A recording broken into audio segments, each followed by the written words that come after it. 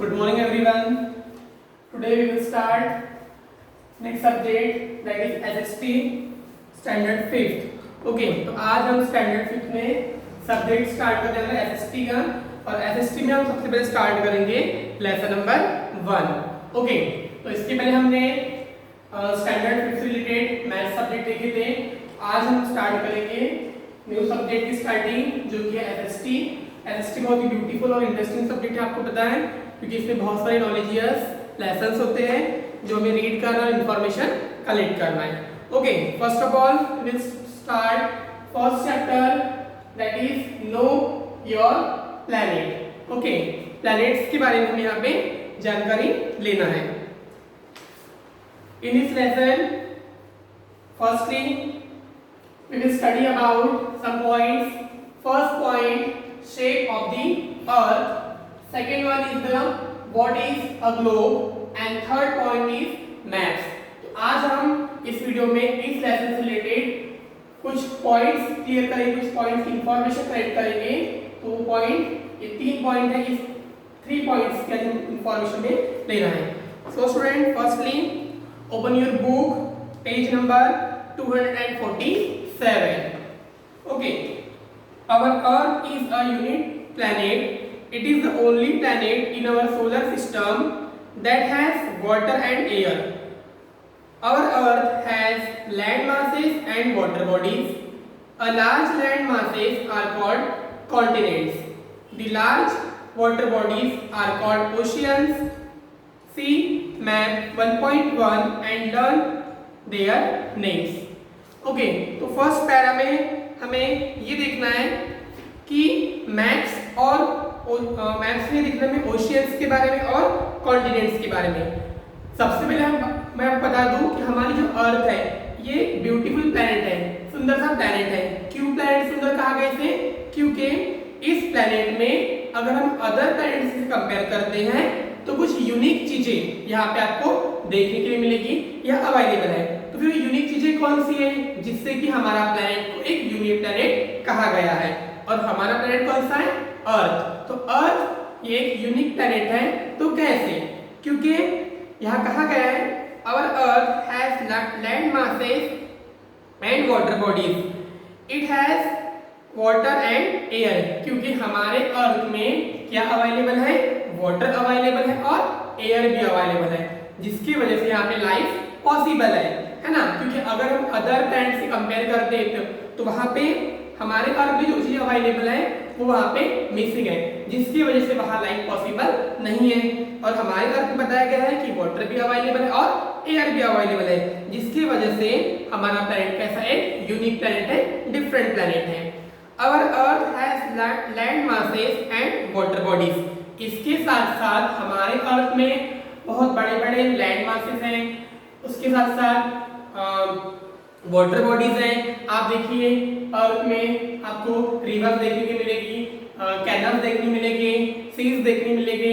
मतलब यहाँ पे वाटर का स्टोरेज भी बहुत ज्यादा है, जो कि हमारे लाइफ के लिए बहुत ही इंपॉर्टेंट होता है. The large land masses are called continent. और जो लार्ज लैंड मास अवेलेबल है हम उसे क्या बोलेंगे? कॉन्टिनेंट्स बोलेंगे. The large water bodies are called oceans. उसी तरह जैसे हमने कॉन्टिनेंट्स के बारे में देखा गया, कॉन्टिनेंट्स की डेफिनेशन देखी आपने, what the large land masses are called continent. उसी तरह ओशियंस के बारे में हमें बोलना चाहिए द लार्ज वाटर बॉडीज. जो बड़ी बड़ी वाटर बॉडीज यहाँ पे अवेलेबल है उसे क्या बोलेंगे? हम ओशियंस बोलेंगे. जिसके बारे में देखिए मैप्स 1.1 में इंफॉर्मेशन दिया हुआ है कि कौन कौन से यहाँ पे कॉन्टिनेंट्स हैं और यहाँ पे वाटर बॉडीज हैं. Look here in maps 1.1, Arctic ocean, Pacific ocean, okay, Atlantic ocean, ये वाटर बॉडीज. इसके साथ साथ कॉन्टिनेंट्स हैं, एशिया है, यूरोप है, north America, south America, Africa, Australia.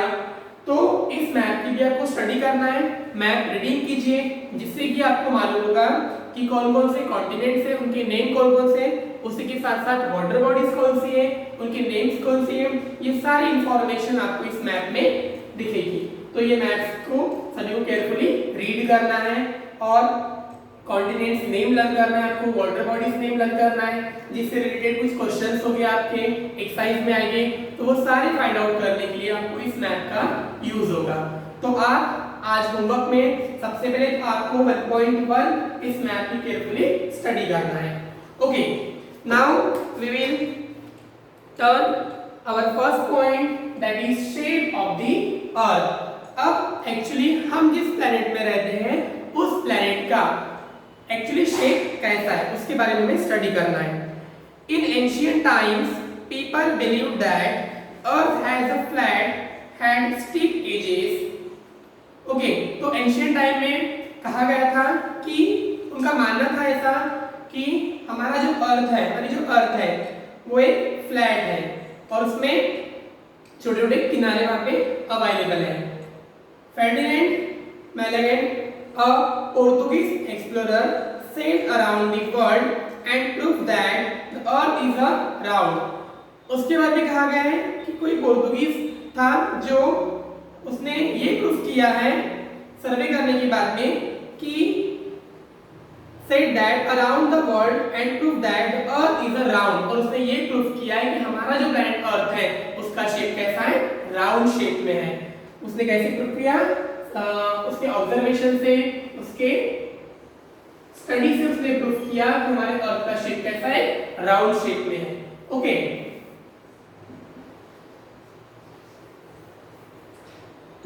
after that pictures taken from space have also proved that the earth is like a sphere। अगर space से हमारे अर्थ का पिक्चर क्लिक किया जाए तो पिक्चर क्लिक करने पे अर्थ का शेप एक स्फीयर, एक राउंडिंग शेप में आपको नजर आएगा। It is round but a slightly flattened eight top and the bottom. But अगर जब हम इसका पिक्चर क्लिक करते हैं स्पेस से तो ये राउंडिंग शेप में आएगा, बट आप जब इसका ऑब्जर्व करोगे तो आपको ये बात मालूम होगी कि टॉप से और बॉटम से इसका शेप थोड़ा नैरो होते जाएगा और थोड़ा फ्लैट होते जाएगा। एक्चुअली राउंडिंग शेप में तो है, बट टॉप और बॉटम को अगर हम ऑब्जर्व करेंगे तो वो थोड़ा थोड़ा फ्लैट आपको नजर दिखाई देगा। ये था एक्चुअली हमारे अर्थ का शेप जो कि प्रूफ हुआ था राउंडिंग शेप में है। After that will take next point that is what is a globe. अब ग्लोब ये कंसेप्ट क्या है, इसके हमें स्टडी करना है। अब ग्लोब का इंपॉर्टेंस क्या है वो भी हमें देखना है, इसके यूजेस क्या है, उसका यूज स्टडी में कैसे होता है, उसकी इंफॉर्मेशन में भी आपको कलेक्ट करना है। Okay, what is a globe? To study the earth we need its globe. अगर हमें अर्थ की स्टडी करना है तो उस स्टडी को कंप्लीट करने के लिए, केयरफुली स्टडी करने के लिए, इफेक्टिव स्टडी करने करना है अर्थ की, उसके लिए हमें ग्लोब की बहुत ही नीड पड़ती है। A globe is a simple and accurate model of the earth। अगर हम किसी चीज का मॉडल सामने रखते हैं और उस मॉडल को यूज करते हैं पर्टिकुलर स्टडी करने के लिए, तो वो स्टडी कैसे होगी, इफेक्टिव होगी और इंप्रेसिव होगी।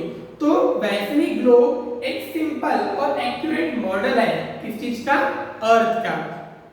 It shows the distribution of land and water on the surface of the अर्थ। उसमें ये बताया जाता है कि अर्थ में वाटर का डिस्ट्रीब्यूशन और लैंड का डिस्ट्रीब्यूशन कहाँ पे किस तरीके से किया गया है।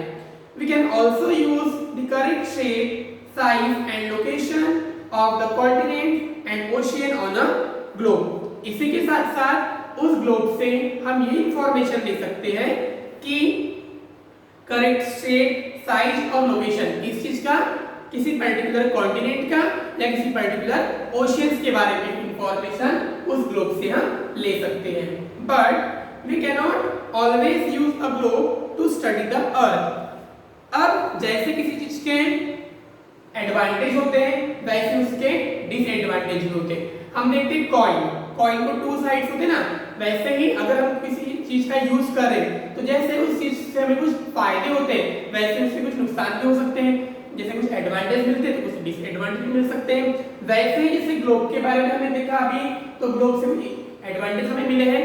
अब हर जगह ग्लोब का यूज हम स्टडी के लिए नहीं कर सकते, तो क्यों नहीं कर सकते, क्या रीजन हो सकते हैं उसके, तो वो हमें देखना है। A large globe is difficult to carry around। अगर ग्लोब का साइज लार्ज है, बड़ा ग्लोब हम स्टडी के लिए यूज करें तो उसे हर जगह अपने साथ में लेके जाना पॉसिबल नहीं होगा।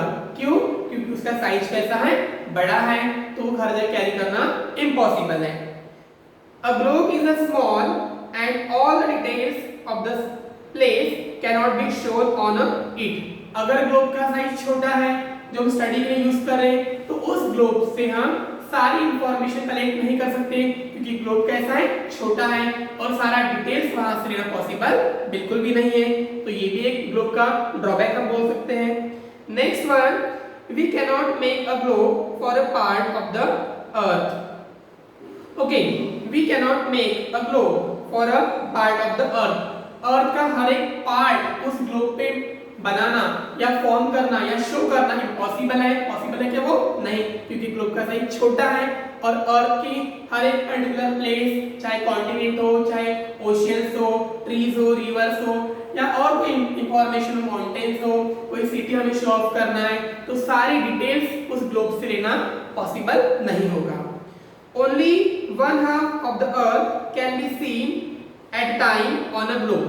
उसी तरह अगर हम ग्लोब का यूज करते फॉर स्टडी तो ग्लोब का शेप हमने देखा राउंडिंग शेप में ही होगा, तो उसका जो फ्रंट पार्ट आएगा, जो फ्रंट से हमें दिखाई दे रहा है, उतना ही पोर्शन की हम स्टडी कर सकते हैं। बैक साइड की स्टडी हम एक टाइम में हम मतलब सेम वे में एक ही सिचुएशन में एक ही समय में हम दोनों साइड की ग्लोब की स्टडी नहीं कर सकते। ये भी उसका एक डिसएडवांटेज हम बोल सकते हैं। तो ये थे ग्लोब से रिलेटेड कुछ एडवांटेज से रिलेटेड पॉइंट और कुछ डिसएडवांटेज से related point. I hope globe की जो कंसेप्ट है आपको समझ में आ गई होगी। अब हम देखेंगे हमारा नेक्स्ट पॉइंट जो है maps. A map is a representation of the earth's surface or a part of it on a flat surface। जैसे जो इंफॉर्मेशन हम ग्लोब से ले रहे हैं वो एक राउंडिंग शेप में, वही इंफॉर्मेशन अगर हम कोई फ्लैट सरफेस में लेते हैं तो हम उसे बोलेंगे map. A map is a representation of the earth's surface और a part of it on a flat surface. The word map comes from a Latin word mappa. Map ये जो वर्ड है ये कहां से लिया गया है? लैटिन वर्ड मैपो से लिया गया है या आया हुआ ये वर्ड है और जिसका मतलब होता है napkin. Gerardus Marechal, a Flemish map maker, was the first to publish a map collection of maps in the form of the book। तो सबसे पहले जेराडस मैरेक्टर एक फ्लेमिश मैप मेकर है जिसने सबसे पहले एक मैप को पब्लिश किया था, a collection of map in the form of a book, जिसने एक बुक के फॉर्म में मैप को पब्लिश किया था। ग्लोब के एक ऑप्शन, ग्लोब का एक ऑप्शन की तो जो स्टडी हम ग्लोब से करते हैं उसी स्टडी को फ्लैट सरफेस में एक बुक के फॉर्म में पब्लिश करने वाला एक ये हम इसे बोलेंगे पब्लिशर था, इसने इसे पब्लिश किया था। A book of a map is called a atlas. Atlas किसे कहा जाएगा? A book of a map, इसे कहेंगे हम atlas. We can draw map on a flat surface to show continent, countries, cities and even a neighborhood। इसके साथ साथ हम मैप में क्या क्या ड्रॉ कर सकते हैं? हम उसमें फ्लैट सरफेस दिखा सकते हैं, उसी के साथ हम कॉन्टिनेंट शो कर सकते हैं, कंट्रीज शो कर सकते हैं, सिटीज शो कर सकते हैं। इसके साथ साथ हमारे नेबरिंग जो भी स्टेट्स हैं या उसका पर्टिकुलर पोर्शन वो भी हम उस पर नेबरिंग पोर्शन में दिखा सकते हैं। We can draw a map of your school and show all the detail on it। अब मैप ये कंसेप्ट जो एक फ्लैट सरफेस में हम देख रहे हैं कि किसी इंफॉर्मेशन को एक फ्लैट सरफेस में शो करना, जैसे हमने ग्लोब के बारे में देखा था। ओके, इतना एक राउंडिंग शेप में, वैसे एक फ्लैट सरफेस में जो इंफॉर्मेशन हम शो करेंगे, एक्सप्लेन करेंगे, तो वो होगा मैप। यही इंफॉर्मेशन हम कहाँ शो कर रहे हैं? फ्लैट सरफेस में एक मैप के जरिए। तो वैसे ही आप क्या कर सकते हो कि अपने स्कूल का एक मैप आप ड्रॉ कर सकते हो और वहां पे आप अपने स्कूल की इंफॉर्मेशन भी पर्टिकुलर पर्टिकुलर टर्म वाइज या फिर एरिया वाइज में आप उसे शो कर सकते हो। In this way a map is better than a globe. और जब हम देखेंगे दोनों चीजें एक साथ में, एक ग्लोब और दूसरा मैप, तो आप ये बात ध्यान में रख सकते हो या आपको ये बात समझ में आएगी कि दोनों की स्टडी, अगर हम ग्लोब की स्टडी करते हैं और मैप की स्टडी भी करते हैं, तो आपको बेटर वे यहाँ पे समझ में आएगा कि सबसे बेस्ट क्या होगा, ग्लोब के कंपैरिजन में मैप होगा। ओके, अब वो कैसे? However the earth is a spherical in a shape and its surface is curve. हमने देखा था कि अर्थ का शेप स्फेरिकल है, एक राउंडिंग शेप में है और उसमें कुछ कर्व भी आते हैं। A curve surface can not be shown correctly on a flat surface such a paper. अगर हम कंपेयर करेंगे मैप और ग्लोब को, तो जो चीजें हम मैप में इजीली शो कर सकते हो कर्व सरफेस में नहीं कर सकते। इसका मतलब इफेक्टिव कौन सी स्टडी होगी? मैप की compare to globe. Try to cover a ball with a sheet of paper without creasing it. You will not be able to do it. So, it is not possible to make an accurate map of a curved surface. However, small areas can be represented fairly accurately on map. This makes map useful tools to study the earth. अगर आप एक simple सा ball लेते हो और वहां पे कोई पेपर आप स्टिक करते हो, तो उस स्टिक हुए गए पेपर पर भी आप करेक्टली कोई इंफॉर्मेशन शो नहीं कर पाओगे जो कि मैप में आप कर सकते हो। तो ये यहाँ पे क्लियर होता है कि this makes map useful tools to study the earth. अगर हमें अर्थ की स्टडी करना है कि इफेक्टिव स्टडी करना है, तो ग्लोब से बेस्ट वे कौन सा है?